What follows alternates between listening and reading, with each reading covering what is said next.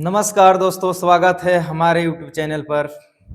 मैं आज के इस वीडियो में भूगोल के 100 प्रश्न जो सीरीज लेकर चल रहे हैं, उस सीरीज को आगे की ओर बढ़ाते हुए हम इस वीडियो में पुनः आपके सामने प्रेजेंट हुए हैं।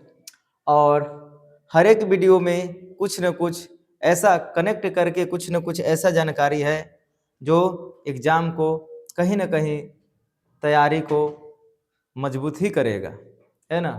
तो चलिए वीडियो को थोड़ा विलंब ना करते हुए शीघ्र ही स्टार्ट करते हैं। सौरमंडल सौरमंडल का सबसे बड़ा ग्रह कौन सा है ना। सबसे पहले बार बार ये बात बोल रहे हैं कि वन लाइनर प्रश्न दिखने में है, परंतु हम जब इस 2 से 3 हजार जो लक्ष्य है, 2 से 3 हजार जब हम पूरा कर लेंगे क्वेश्चन को, तब हम आएंगे इससे संबंधित ऑब्जेक्टिव क्वेश्चन ला करके, ताकि पता चल सके कि आखिर हम जो पढ़ा रहे थे, जो क्लास हम दे रहे थे, वो एग्जाम्स के दृष्टि से कितना मजबूत था और कितना महत्वपूर्ण था। तो घबराने की कोई आवश्यकता नहीं है।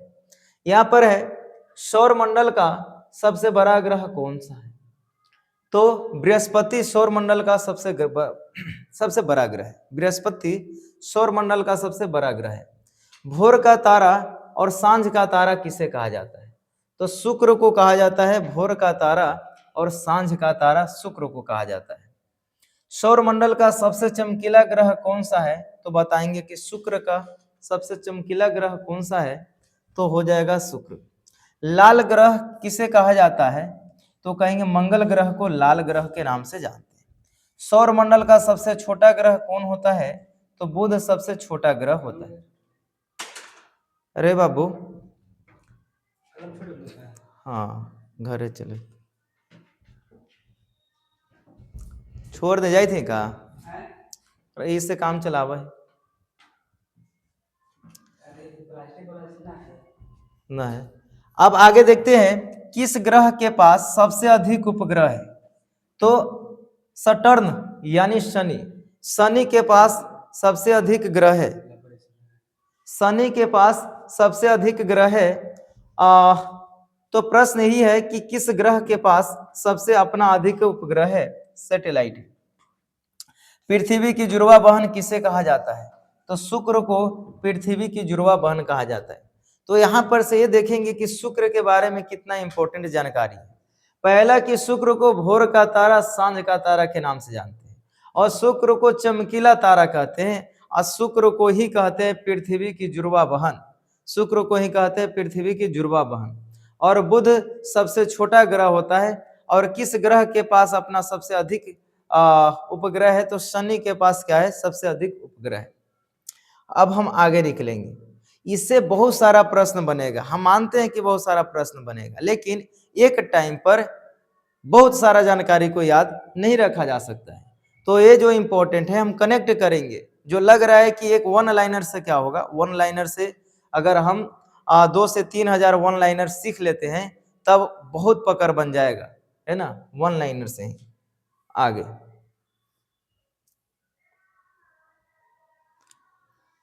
सूर्य के सबसे निकटतम ग्रह के नाम यदि पूछा जाए तो हम क्या बताएंगे, बुध बताएंगे। टाइटन किस ग्रह का सबसे बड़ा उपग्रह है, तो टाइटन जो है शनि का सबसे बड़ा उपग्रह है ना। शनि का सबसे बड़ा उपग्रह है टाइटन। सूर्य का पृथ्वी तक पहुंचने में कितना समय लगता है, तो सूर्य का जो है सूर्य का प्रकाश पृथ्वी तक पहुंचने में 8 मिनट 20 सेकंड का समय लगता है। पृथ्वी की ऊपरी परत को क्या कहते हैं, क्रस्ट कहते हैं, है ना। पृथ्वी की ऊपरी परत को क्या कहेंगे, क्रस्ट यानी भूपर्पट्टी कहेंगे। भूपर्पट्टी में सर्वाधिक मात्रा में क्या पाया जाता है, तो भूपर्पट्टी में ऑक्सीजन पाया जाता है 46.6%। पृथ्वी के केंद्र में कौन सी धातु पाई जाती है, तो पृथ्वी के केंद्र में देखेंगे तो नीफे पाई जाती है। पृथ्वी के ऊपरी परत को भूपटल या फिर हम क्रस्ट कहते हैं। अब क्रस्ट में सबसे ज्यादा ऑक्सीजन की मात्रा दिखाई देता है, 46.6% के आसपास होता है। और बाकी जानकारी इस तरह से है। और नीफे कहा जाता है, नीफे का मतलब निकेल, फेरस मतलब एफी मतलब फेरस। तो ये कोर में पाया जाता है ना, कोर में पाया जाता है, पृथ्वी के केंद्र अर्थात कोर में पाया जाता है। हम आगे निकलेंगे यहाँ से। वायुमंडल की सबसे निचली परत को क्या कहेंगे? सबसे निचली परत को क्या कहेंगे? क्षोभ मंडल कहेंगे। हवाई जहाज किस मंडल में उड़ते हैं? तो हवाई जहाज जो है कि समताप मंडल में उड़ते हैं, है ना। हवाई जहाज जो है समताप मंडल में उड़ते हैं, हवाई जहाज समताप मंडल में उड़ते हैं। ऐसे करके थोड़ा सा रिलेट करके याद करेंगे। रेडियो तरंगे परावर्तित होती है आयन मंडल में, आया एक दिन बता रहे थे ना।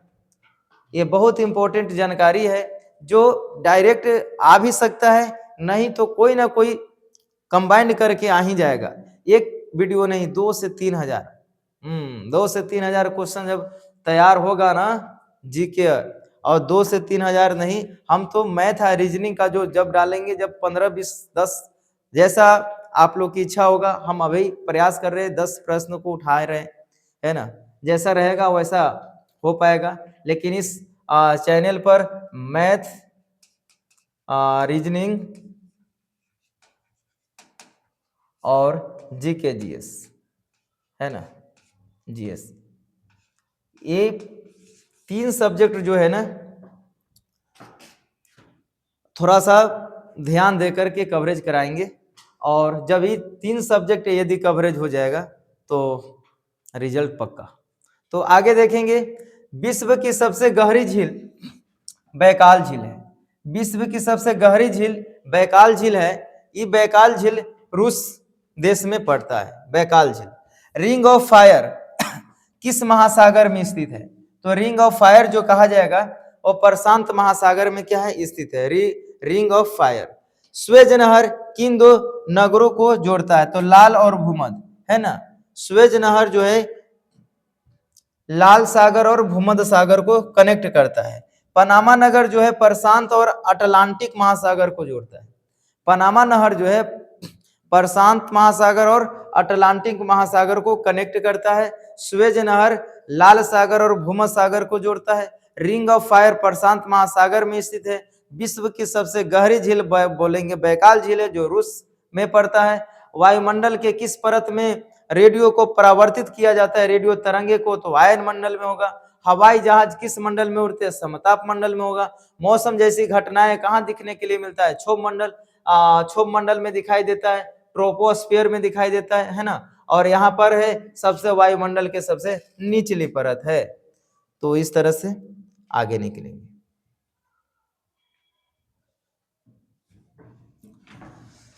भारत, दक्षिण भारत की गंगा के नाम से जाने जाती है, तो कहेंगे कि दक्षिण भारत की गंगा के नाम से। एक होता है दक्षिण भारत, हालांकि पिछले भी जो एक वीडियो अपलोड की है उस वीडियो में यानी सेट 1 में क्या था ये बात बताएं कि दक्षिण गंगा गोदावरी को कहा जाता है। भारत की दक्षिण भारत की गंगा जो है कावेरी को कहा जाता है। शुद्धता के आधार पर इसको कहा जाता है। सांगपो नदी भारत के किन राज्य में प्रवेश करती है? तो जो सांगपो नदी है वो अरुणाचल प्रदेश में प्रवेश करती है ना। इसी को भारत में ब्रह्मपुत्र नदी के नाम से जाना जाता है, और चीन में जो है कि सांगपो नदी के नाम से जाना जाता है, तिब्बत में। यहाँ पर देखा जाए कि प्रायद्वीपीय भारत की सबसे लंबी नदी है, प्रायद्वीपीय भारत की सबसे लंबी नदी है, तो कहीं गोदावरी सबसे लंबी नदी है।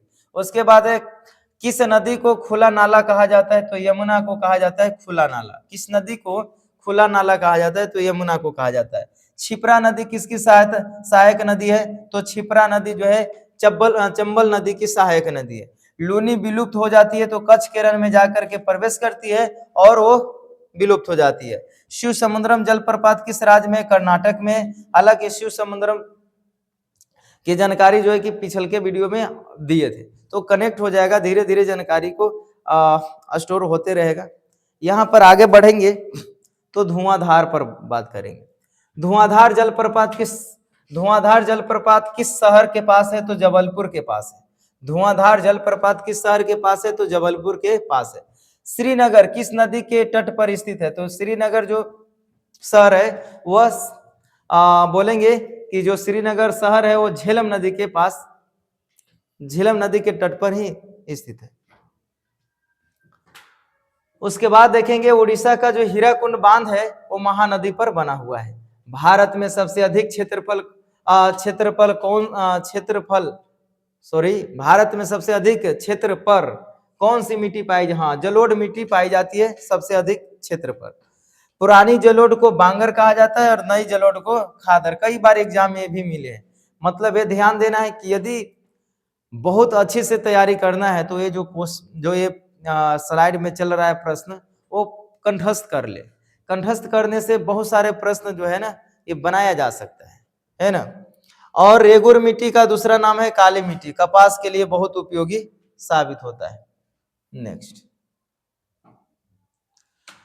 काली मिट्टी फसल सर्वोत्तम होता है, कपास के लिए सर्वोत्तम होता है। भारत में कॉफी का उत्पादन करने वाला प्रथम सर्वाधिक उत्पादन करता कर्नाटक है। सर्वाधिक रबर का उत्पादन केरल करता है। पीली क्रांति तिलहन उत्पादन से संबंधित है। गुलाब क्रांति झींगा और प्याज उत्पादन से संबंधित है। मसालों का बगीचा केरल को कहा जाता है। तो एक ध्यान से अगर देखिएगा तो पूरा कंबाइंड है। जब वीडियो जा रहा है ना तो सब यानी A to Z पर बात करते रह रहे। हाँ, संक्षिप्त में बात होता है, पॉइंट बाय पॉइंट एक टाइम में कितना जानकारी रखा जा सकता है तो उस आधार पर लेकर के चल रहे। पहला ऐसा ओवरव्यू, कुछ जानकारी फिर कुछ जानकारी फिर कुछ, जैसे ही 2 से 3 हजार क्वेश्चन हो जाएगा तो लगेगा कि हाँ हमारे पास भी जीके जीएस में बहुत पकड़ है। और फिर मैथ और रीजनिंग उधर से देख लेंगे आगे। मसालों का बगीचा किस राज्य को कहा जाता है? केरल को। गुलाबी क्रांति जो है झींगा यानी प्याज उत्पादन से संबंधित है। पीली जो है तिलहन से संबंधित है। सर्वाधिक रबर उत्पादन केरल राज्य करता है और कॉफी उत्पादन कर्नाटक करता है। और काली मिट्टी जो है केरल के कपास के लिए बहुत सर्वोत्तम मानी जाती है। उसके बाद आगे देखेंगे, माउंट एवरेस्ट को नेपाल में सागर माथा कहा जाता है। हमारे यहाँ क्या कहते हैं? माउंट एवरेस्ट को माउंट एवरेस्ट नाम दिया जाता है भारत में, और वही नेपाल के लोग इसे क्या कहते हैं? तो सागर माथा के नाम से जानते हैं। यहाँ पर है नंदा देवी चोटी किस राज्य में है? तो नंदा देवी चोटी उत्तराखंड में है। दक्षिण भारत की दूसरी सबसे ऊंची चोटी कौन है? तो डोडा बेटा है दक्षिण भारत की दूसरी सबसे ऊंची चोटी। उसके बाद है पाल घाट दर्रा किससे जोड़ता है? तो कोयम्बटूर को कोची से जोड़ता है ना। पाल घाट दर्रा किससे जोड़ता है? तो पाल घाट दर्रा कोयम्बटूर को कोची से जोड़ता है। यहाँ पर है जोजिला दर्रा किससे जोड़ता है? तो श्रीनगर को लेह से। जोजिला जो है श्रीनगर को लेह से जोड़ता है। पाल घाट दर्रा कोयम्बटूर को कोची से जोड़ता है, यानी है ना, कोयम्बटूर कोची। यहाँ पर है अंडमान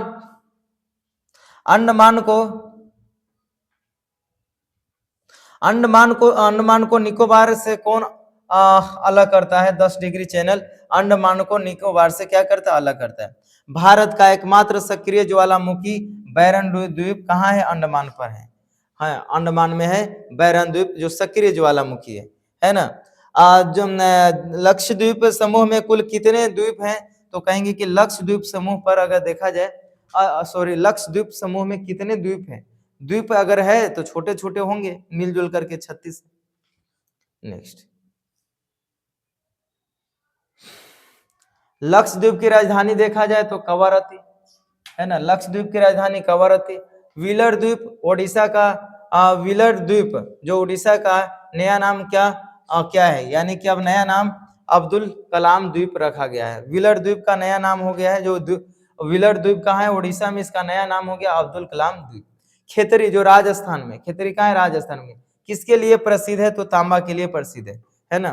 पन्ना मध्य प्रदेश में, हालांकि हीरा के लिए। ये कुछ प्रश्न ऐसे हैं जो पिछले जो वीडियो अपलोड किए हैं यदि पढ़े होंगे तो उसमें कुछ होंगे जो रिवीजन करवाएगा, कुछ ऐसे मिलेंगे जो रिवीजन के पर्पस से रखे गए हैं। यहाँ पर है कोडरमा जो झारखंड के कोडरमा जो है एक झारखंड में कोडरमा प्रसिद्ध है। खनिज एरिया है कोडरमा जो अभ्रक के लिए क्या है? प्रसिद्ध है। भारत का सबसे बड़ा तेल शोधक कारखाना कहाँ है? तो भारत का सबसे बड़ा तेल शोधक कारखाना यदि देखा जाए तो जामनगर गुजरात में। जामनगर गुजरात में। अंकलेश्वर यानी गुजरात में अंकलेश्वर किसके लिए प्रसिद्ध है? तो अंकलेश्वर खनिज तेल के लिए प्रसिद्ध है। और सबसे बड़ा तेल शोधक कारखाना जामनगर गुजरात में है। और अलग अंकलेश्वर गुजरात किसके लिए प्रसिद्ध है? तो खनिज के लिए प्रसिद्ध है।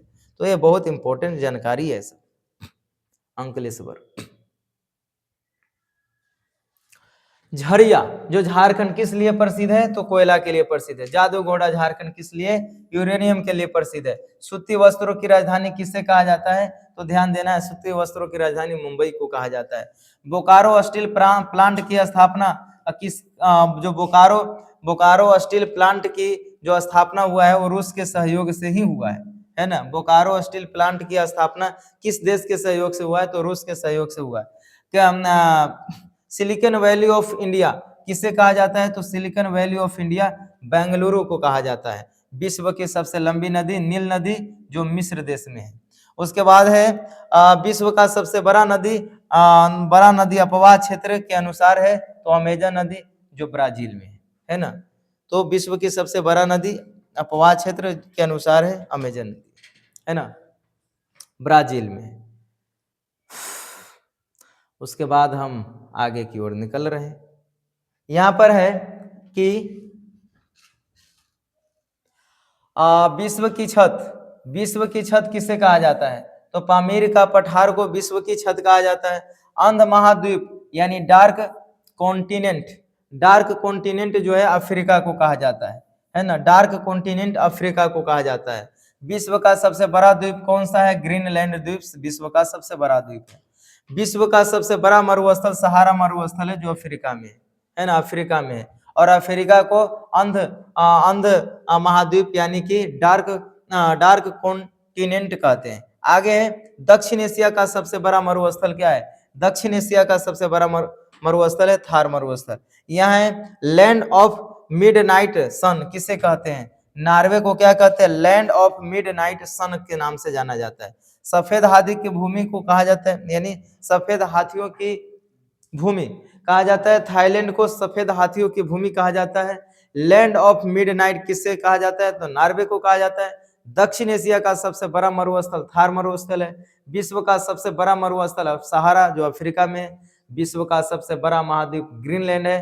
अंध यानी डार्क कॉन्टिनेंट किसको कहा जाता है? तो अफ्रीका को कहा जाता है। विश्व की छत पामीर के पठार को कहा जाता है। तो इस तरह से क्या करेंगे, याद रखेंगे। विश्व के सबसे बड़ा महासागर प्रशांत महासागर है। हिंद महासागर का सबसे बड़ा द्वीप क्या है? मेडागास्कर है ना। हिंद महासागर के सबसे बड़ा द्वीप है मेडागास्कर। सुएज नहर का राष्ट्रीयकरण किस देश ने किया था? जो सुएज नहर का राष्ट्रीयकरण किया था वो 1956 में किया गया था। मिस्र देश के ने किया था राष्ट्रीयकरण, है ना। सुएज नहर का राष्ट्रीयकरण जो है, हालांकि सुएज नहर अभी बता रहे थे ना भूमध्य सागर और लाल सागर को कनेक्ट करता है ना। तो यहाँ पर है मिस्र जो है कि 1956 यानी मिस्र ने राष्ट्रीयकरण किया था। ऑस्ट्रेलिया की सबसे प्रसिद्ध पर्वत श्रेणी पर्वत श्रेणी का नाम है ग्रेट डिवाइडिंग रेंज, है ना। ग्रेट डिवाइडिंग रेंज क्या है? ऑस्ट्रेलिया की सबसे प्रसिद्ध पर्वत श्रेणी है ग्रेट डिवाइडिंग रेंज। भूमध्य सागर का प्रकाश स्तंभ किसे कहा जाता है? जो भूमध्य सागर का प्रकाश स्तंभ होता है वो कहा जाता है स्ट्रोम्बोली ज्वालामुखी को भूमध्य सागर का प्रकाश स्तंभ कहा जाता है, जो सिलेबस में क्लियर हो रहा था। वहां पर घास का मैदान यानी पंपास कहाँ पाए जाते हैं? अर्जेंटीना में पंपास पाए जाते हैं। घास का मैदान पंपास जो है अर्जेंटीना में पाए जाते हैं। और प्रेयरी उत्तरी अमेरिका में पाया जाता है। प्रेयरी उत्तरी अमेरिका में पाया जाता है। ये भी घास का मैदान है और पंपास भी घास का मैदान है, परंतु पंपास अर्जेंटीना में पाया जाता है, अर्जेंटीना में पाए जाते हैं। और प्रेयरी जो घास का मैदान है वो उत्तरी अमेरिका में पाए जाते हैं, ना। इस तरह से उत्तरी अमेरिका में पाए जाते हैं और अर्जेंटीना में पाए जाते हैं पंपास के मैदान।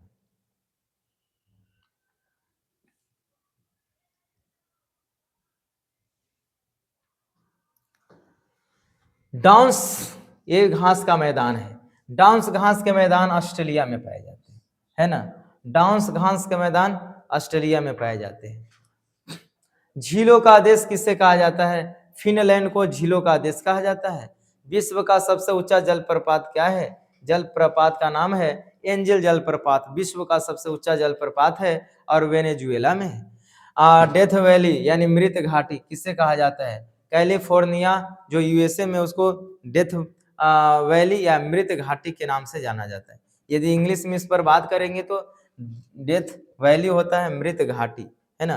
कहाँ स्थित है? तो कैलिफोर्निया यूएसए में है स्थित। भारत का सबसे कम जनसंख्या वाला घनत्व, भारत का सबसे कम जनसंख्या वाला, हाँ 2011 के अनुसार ही डेटा दिया है।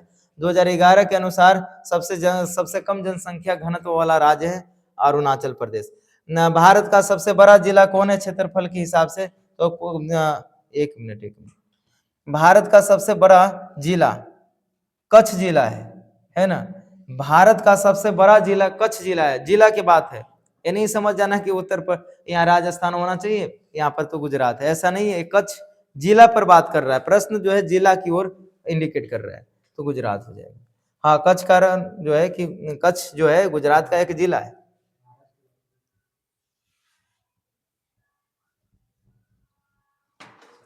उसके बाद हम देखेंगे सर्वाधिक शहर जनसंख्या वाला राज्य है। सर्वाधिक शहर महाराष्ट्र में बहुत ज्यादा शहर है ना। यहाँ भारत का सबसे छोटा क्षेत्रफल के हिसाब से तो गोवा। उसके बाद है ग्रांड ट्रंक रोड, है ना, किन शहर को जोड़ती है? तो अमृतसर से कोलकाता को जोड़ती है। जीटी रोड, है ना, जो शेरशाह सूरी ने क्या किया था, इसको बनाया था, जीटी रोड के नाम से ग्रांड ट्रक रोड कहते हैं। क्या कहते हैं? ग्रांड ट्रक रोड, जो अमृतसर से कोलकाता को जोड़ता है। जवाहर सुरंग किस दर्रे में स्थित है? जवाहर जो सुरंग है किस दर्रे में, जवाहर सुरंग किस दर्रे में स्थित है? तो बनिहाल दर्रा में, है ना। जवाहर सुरंग बनिहाल दर्रे से क्या है, जुड़े हुए हैं, यानी बनिहाल दर्रा जो है ना उसमें जुड़ा हुआ है जवाहर सुरंग। कांडला बंदरगाह का नया नाम, इसका भी नाम बदल दिया गया। हालांकि कांडला बंदरगाह जो है ये गुजरात में है, इसका नाम बदल करके दीनदयाल बंदरगाह कर दिया गया है, दीनदयाल बंदरगाह। पारादीप बंदरगाह किस राज्य में? तो पारादीप जो है उड़ीसा में, पारादीप बंदरगाह उड़ीसा में। तूतीकोरिन बंदरगाह कहां पर है? तो तमिलनाडु में क्या है? तूतीकोरिन बंदरगाह, है ना। तूतीकोरिन बंदरगाह कहाँ है? तमिलनाडु में। नेक्स्ट, भारत के किस राज्य की तट रेखा सबसे लंबी है? हाँ, गुजरात के। कितना है? 4096, ऐसे याद रख लेंगे, 4096 है ना तट रेखा। उसके बाद है भारत का सबसे ऊंचा बांध क्या है? टिहरी बांध, जो उत्तराखंड में है ना। टिहरी बांध जो उत्तराखंड में। दक्षिण भारत की सबसे लंबी नदी कौन है? तो गोदावरी दक्षिण भारत की सबसे लंबी नदी है। प्रायद्वीपीय पूछा जाए तो फिर लंबी नदी हो जाएगा। भारत की दक्षिण भारत की सबसे लंबी नदी। गिर पहाड़ी कहाँ है? गुजरात में, है ना। यहाँ गारो खासी जयंतिया कहाँ रहती है? तो मेघालय, है ना। यहाँ भारत का सबसे पुराना राष्ट्रीय उद्यान जिम कॉर्बेट है। फूलों की घाटी कहाँ स्थित है? तो उत्तराखंड में फूलों की घाटी स्थित है। नेक्स्ट, शिव समुद्रम परियोजना कावेरी नदी पर है ना। शिव समुद्रम परियोजना। भारत की सबसे लंबी सिंचाई नहर, भारत की सबसे लंबी सिंचाई नहर इंदिरा गांधी नहर है। भारत की सबसे लंबी सिंचाई नहर, ध्यान देना, लंबी सिंचाई नहर, है ना। सिंचाई लंबी है, सिंचाई नहर लंबी है तो कहीं इंदिरा गांधी। भारत की दक्षिणतम बिंदु इंदिरा पॉइंट कहाँ स्थित है? तो ग्रेट निकोबार द्वीप में ही स्थित है ना, समूह में स्थित है। ग्रेट कहे या बड़ा कहे। तो इस तरह से हम हैंडेड के आसपास वन लाइनर प्रश्न को देखें। यदि हम संतुष्टि माइंड से अगर समझे तो 200 प्लस ही प्रश्न है। खाली इस प्रश्न को थोड़ा कंठस्थ करना होगा, क्योंकि होता क्या है कि हमें याद रहता है। यदि एग्जाम में थोड़ा सा भी कंफ्यूज होता है तो समय तो लेता ही है कि ये नहीं होगा, ये होगा, ये नहीं होगा, ये होगा, जिसके वजह से समय भी चला जाता है और साथ ही साथ क्वेश्चन भी गलत हो जाता है। तो हम एक सलाह देंगे कि ऐसे थोड़ा ऐसा करें कि कंठस्थ याद हो जाए। 2 बार 3 बार 4 बार लिखने की जरूरत पड़े, पढ़ने की जरूरत पड़े, वीडियो देखने की जरूरत पड़े, कोई भी हालात में इसको कंठस्थ करने का 60-80% कोशिश करना है। तब ये क्या होगा कि इससे प्रश्न जो आएंगे और और जो भी छूट रहे हैं वो पकड़ लेंगे। हम तो पूरा पकड़ के चलेंगे, काहे कि 2 से 3000 में बहुत पकड़ लेंगे, फिर ओएमआर पर, मतलब ओएमआर नहीं, ऑब्जेक्टिव एमसीक्यू के रूप में वीडियो के थ्रू आप लोग के सामने लाएंगे। तो ठीक है, बस इतना ही। जय हिंद।